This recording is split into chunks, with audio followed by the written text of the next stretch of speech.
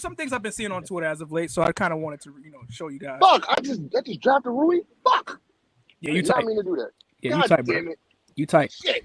So, this was from WrestleSzn. Oh God! Online.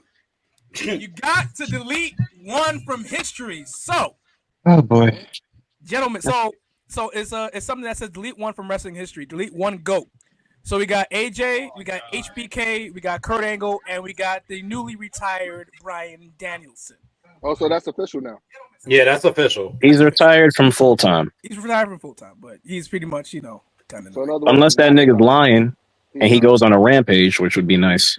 I mean, like Deadpool say, you're retired till you're 90. Yeah, I was gonna say he also said that too.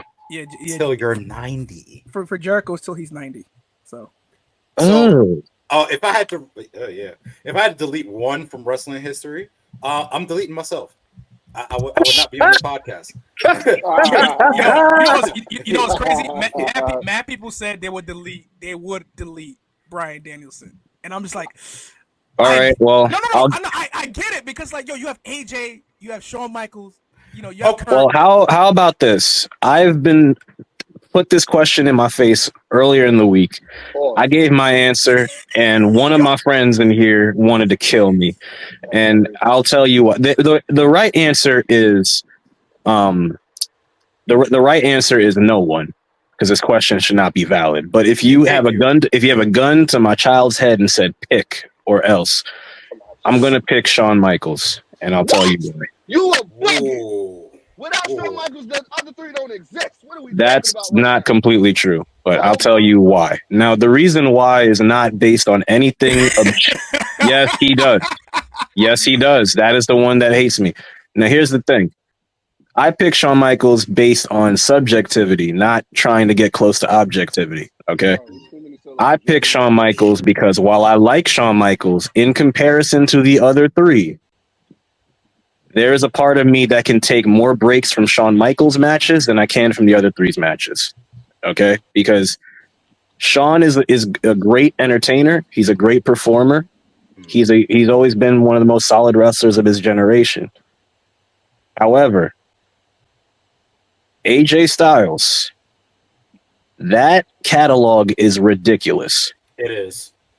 Kurt Angle's catalog from about 2002 to 2010 or 11. 2000 to 2010. You can go even further, but I'm just saying specifically for myself. From like 2002 to 2011, there are a lot of matches in there that are guilty pleasures of mine that I go back to, and some of the ones are the ones you're not even thinking of. Like, I love watching Kurt Angle and Rey Mysterio tear it up. Yeah, that was dope. I love Taker and Kurt Angle series across the 2000s, whether it was 03, 06. There's so many matches in there that I love that I just can't see myself getting rid of, especially during some of the prime years of my childhood. And then, what do you call it? Bryan Danielson? Are you kidding me? Are you kidding me? There's so many matches for Bryan. There's so many promos. There's so many interviews. Like, I can't let that man go. The only reason why Shawn goes is because Shawn Michaels, for all intents and purposes, there are times where I watch Shawn Michaels matches and I'm in awe and I love him. And there are other matches where I sit there and I go, Shawn, I end up sounding like Shannon Sharp going like, Shawn, you didn't have to do that, Shawn. Shawn, you didn't have to backflip, twist on your neck, 360, this and that. But I love it, but I'm just being honest. It's no offense to Shawn Michaels, but compared to the other three, those matches mean so much to me, I can't let them go. So what? Okay, let's flip this question like this because I really can't answer. The sacrifice would be me. I'm no longer here on this earth. So last week. Yeah, basically. What are we talking in their prime? It don't matter. Most of them, the only person here who really started to falter off out of their prime was Kurt. Yeah, I think that's probably why I would pick Kurt. That's why I said 2002 to 2011. Because after 2011, you got some good ones, but you also got some some duds. Yeah. You got some duds. It's like, I'd say to 2015, you're good. Like, don't get me wrong, but I don't want to remember Kurt Angle and Baron Corbin. No. I don't want to remember Kurt Angle as a field member. I'm still trying to figure out why that happened. Kurt just looked very happy to be there as a Shield member. Kurt Angle just reverted to 2001. Not 2001. He reverted to 2000 Kurt, which was fine, but that's not my Kurt. Yeah, my Kurt is the one who was yelling in wrestling machine. Yeah, your Kurt is Percules. You know what I'm saying? Well, that was because the perk wore off. That's a fact. You got to on that one. Yeah, you're right, Gene. I don't know. I'd sacrifice my mama before I answer that question. Don't say that too loud. What? Crazy. What is wrong with you? Don't say that too loud. I'll say it again. She right downstairs. All right, matter of fact, bring the camera with you. I'm telling on you. She gonna get mad if I say it. No, you're her favorite, so. Yeah. Take that back. You're her favorite. She has a whole son. She has a whole son, and Tyler is her favorite. Hi, Shay. Hi, Shay. How you doing? Matt, no. No. Stop. I see you being light skinned. You're being light skinned, and I don't like it. Yeah, he went from Bobby to Chris. I don't like it. There's one light skinned person on this show, and that's me. You know what? What the fuck? You know what Stop it. You're not lighter than me. Stop it. You stop it right now. I'm translucent. Mother, that's too many goddamn syllables. Huh? What are you doing, bro? So let's get back on topic here, guys. All right, So, Rand. What about you? Who you deleting? Me? Yeah. And why? I'm sacrificing. Yeah. I'm pulling the gun at you, man. You like to ask questions and sit back and watch the chaos happen. Nah, it's your turn. Because I'm the moderator, I can just sit back and just say, moderate this gun in your face. Now answer the question. That sounds crazy. How's that? Oh, come on now. That was wild. We mean that was bro before the. All right. I got you. So, you gotta pick one. Still, please don't are you sacrificing yourself off the show? Still, do not make that noise ever again, bro. That was I'm with Eric with this. Thank you. Sacrifice yourself off the show. I'm gonna pull a Black Widow and just sacrifice myself. There it is. Infinity Stone. Because I can't choose. Because like all four of those guys, like it's hard to choose and put one off the reservation. Bro. Everyone important in wrestling history. Y'all some bitches. I'll be that. Y'all some bitches. I picked mine. I've justified mine. I can't believe y'all. Listen, you picked Shawn Michaels, which is blasphemous. No, it's really not. It's really not. It's really not. You really showed. Wait. Time out. You're telling me Shawn Michaels is better than all three of those guys? All three? He trained one of them. He barely trained one of them. You can thank William Regal for most of that. But he was in Shawn Michaels' school. So was Brian Kendrick. So was Paul London. And they're all phenomenal talents, but it ain't all because of Shawn. This is also Shawn during a period of only one of them became world heavyweight champion in two major companies. Even though he was world heavyweight champion in other companies. Bryan Danielson was world heavyweight champion in 4. You're right. But I'm just saying, it's the ones that count for people in North America. You are punching upward and getting knocked down a damn mountain. What are you talking about? Shawn Michaels is great, but I'm not going to put Shawn Michaels personally over Bryan Danielson, and I'm not going to put Shawn Michaels over Kurt Angle. Shawn Michaels is a better entertainer than all three of these guys. I completely agree with that. But if I'm talking the overall package, Shawn is there, but Kurt Angle is arguably the most well-rounded out of the 4 in terms of overall. Yeah, when he's on perks. No, even before that. Take the drugs out of it. I can't. That's most of his prime. Shawn Michaels was on cocaine and everything else in the prime of his character. That is true. True. But he came back holy and sanctified, and he gave us classics. Bangers. Yeah, Shawn Michaels came back and gave us a bunch of bangers, yes, but I said the height of his character. I didn't say the height of him. But we got to add that into a fault. But here's the thing. Most of y'all are arguing. Most of the time when y'all argue Shawn Michaels in terms of performance, you argue his character. If we're talking about his in-ring, I don't disagree. It was very high level. But here's the thing. I can name 5 people right now that surpass Shawn Michaels overall. And 2 of them are on this list. You said surpass him. Is AJ one of them? You said surpass him. Yes, surpass. That is a wild statement. Why do you hold Shawn Michaels on such a high pedestal compared to Kurt? What makes Shawn better than Kurt? What makes Shawn better than Kurt? Yes. The character along with the in-ring. I'm not saying Kurt Angle was a bad character, but we've seen different forms of Shawn, whereas we've only known 2 really variations of Kurt. So it's kind of hard to say like he's What are the different variations of Shawn that you've seen? Because they're basically 3. Rocker Shawn, the early Heartbreak Kid Shawn, the Boyhood Dream Come True Shawn. Okay. Then it's the Attitude Era Shawn, which is the DX variation of Shawn. Yep. The Holy and Sanctified Shawn. Come on, there's like 5 different variations of Shawn. It's hard to just sit there and go, like, we can't just tag him into just one. Like, okay, well, let me break that down for you. There's not. I'm gonna sit here and I'm make a statement that I know is true. There's not a one of you in this chat that is gonna sit here and glorify Rocker Shawn. Most of y'all don't even consider the Rockers canon until the heel turn, so I'll throw that out the window. Okay. 2, you talk about early HBK Shawn. Yes, there was a lot of fun in that, but a lot of times you guys only remember 2 or 3 matches of that period, not the entire run. So if I want to fast forward to the Shawn that y'all actually pay attention to, let's pay attention to Shawn when he turned babyface around 95. Okay. All right. That version of Shawn was fun to watch. Absolutely. Bangers. Shawn Michaels. Name 3 bangers from 95 to 96 Shawn, not counting WrestleMania. Sid, Bret Hart, Owen Hart. Which Bret Hart? We had the Iron Man match with Bret Hart. I just said not counting WrestleMania 12. Bret Hart.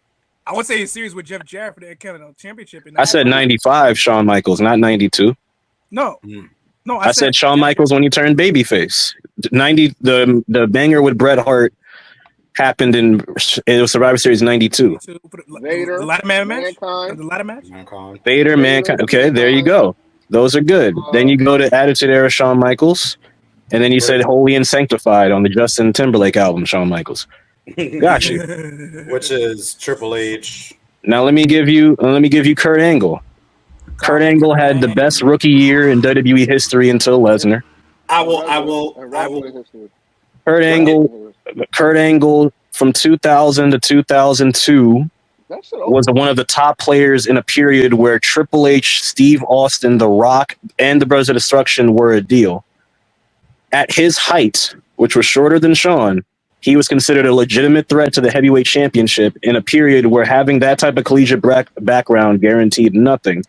Just to give you some perspective, Kurt Angle, wacky, goofy Kurt Angle, could be a legitimate threat to the WWE Championship at 5'10", also with a crazy amateur background, was seen as a joke at 5'10".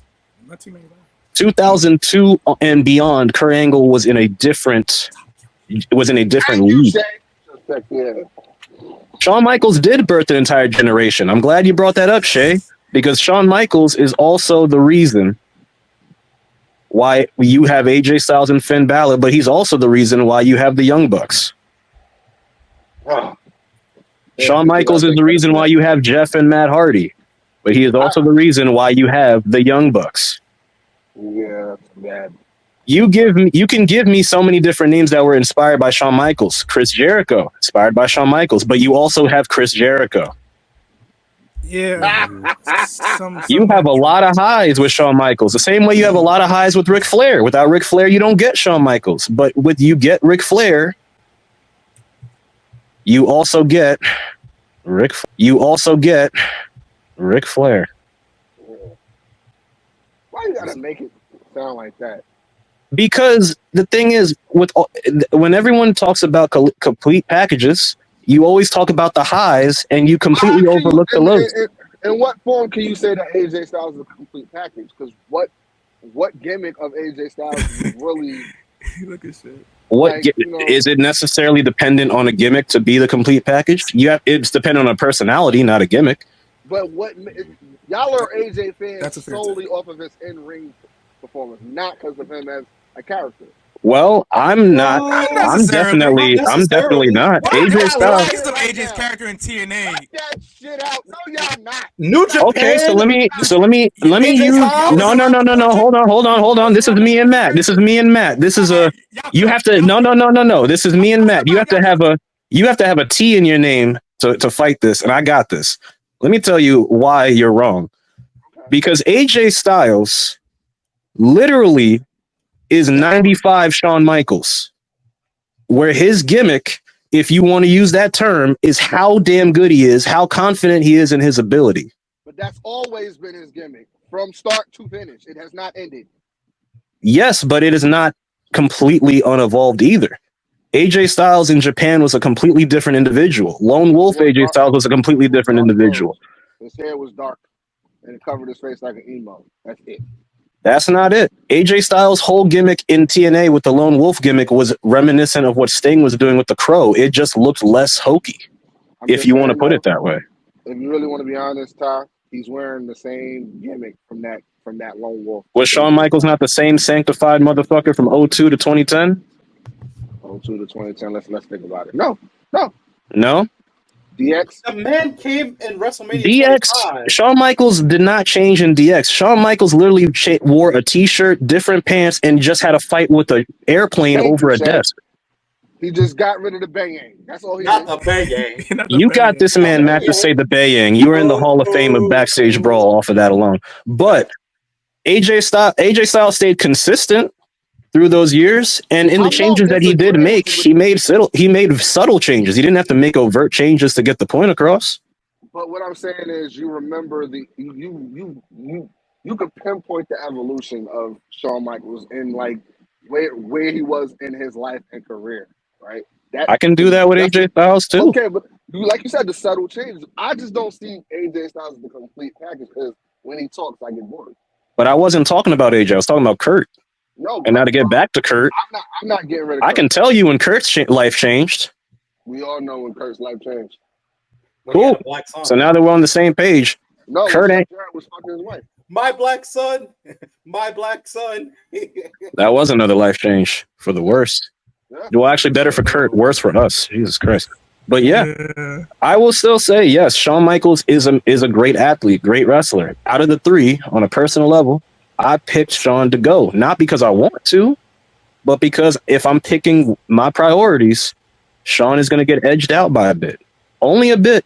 So before you bring out the pitchforks and shuck that shit all the way from Brooklyn over here, just know I'm moving to the left. All right. I'm choosing AJ Styles. You can live without AJ Styles. Yeah. You can live without Alan Jones Styles. Yes. Uncle Al. That SmackDown one of the main reasons why you watched WWE in 2016. Yeah, SmackDown Live. Not saying that I'm not an AJ Styles fan, but if we're talking about, you're talking about Daniel Bryan and all that he's done in indies. Because again, when I was wrestling, he was prevalent during that time. So you're talking about American Dragon, Daniel Bryan. You're talking about Bryan Danielson. You're talking about Daniel Bryan and all his glory during the WWE. He carried that shit for a long period of time after CM Punk left. So I'm gonna have trouble getting rid of Daniel Bryan.